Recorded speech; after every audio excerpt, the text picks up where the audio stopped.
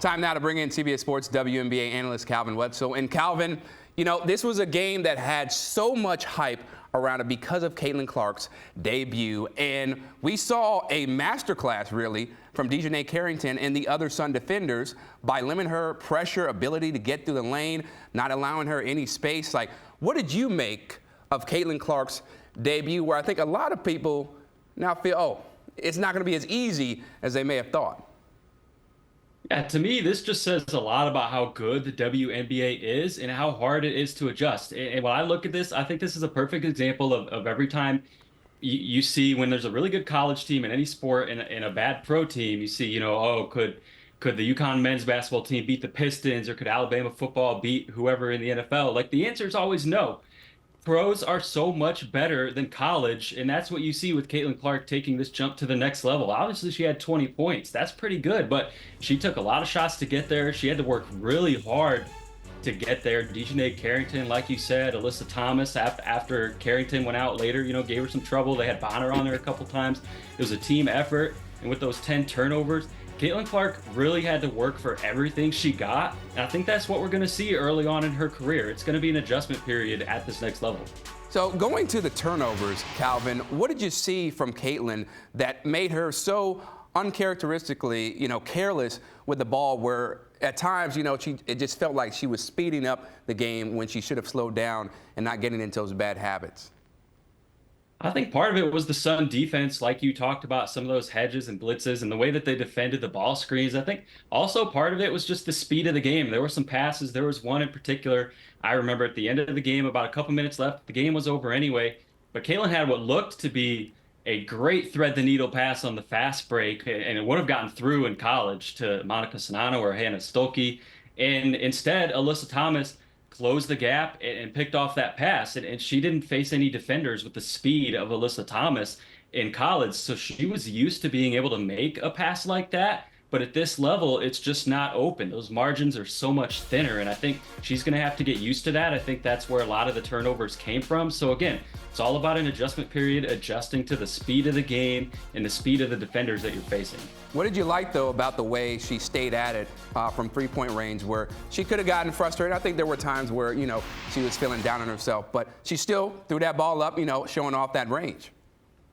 Yeah, I love that she stuck with it. Like you said, she had 8 points in the fourth quarter after she got shut out for basically 15 minutes in this game. Part of that was foul trouble in the first quarter. But you saw one moment that I loved was going into halftime, Aaliyah Boston giving her that pep talk. And Aaliyah Boston, she obviously had to go through the same adjustment period, jumping from college to the WNBA a year ago. So she knows what it's like. And she's, taking Caitlin under her wing, telling her, hey, listen, it's one half. It's all right. And Caitlin comes back, knocks down a few threes in the second half, and really starts to at least find her stroke. Even though maybe the passing wasn't there, some of the other aspects of her game, her shot did start to fall. So you have to love the resiliency, and she's going to need that, because she's going to take some more lumps, and she's going to have to bounce back from them.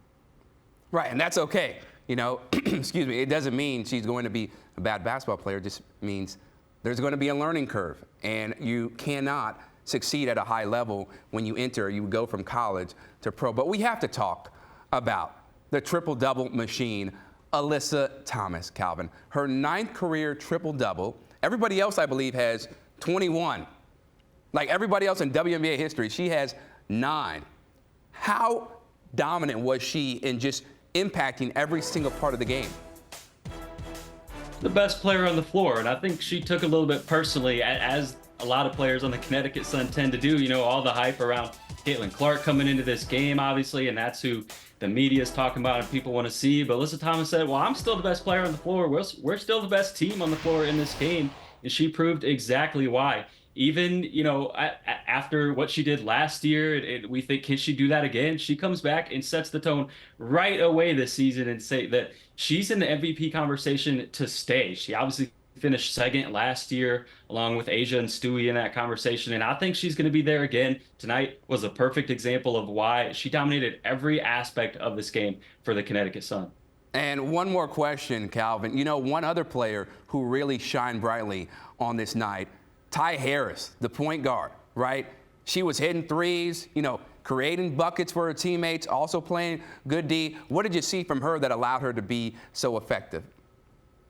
Well, she was playing with a lot of confidence, and you love to see it, of course, as well as Dejanay Carrington in this backcourt. Two of those young players, when the Connecticut Sun lost both of their backcourt pieces from last year over the offseason, you knew these two were going to have to step up, and especially on the offensive end, Ty Harris, I feel like was playing really, really free. Her game was flowing, and I think the Connecticut Center are going to need that because as good as their front court is with DeWanna Bonner and Bree Jones now back from the injury, but still on a minutes limit, and of course AT dominating, you're going to need the backcourt to step up as well if they're really going to compete in the top tier of this league. So when you look at Ty Harris specifically, I think it's huge for the Sun that she started off the season on this note. And that was a wonderful move that the Sun made, bringing her over, getting some more stability and production from the guard position. Calvin Wetzel, thanks so much, man.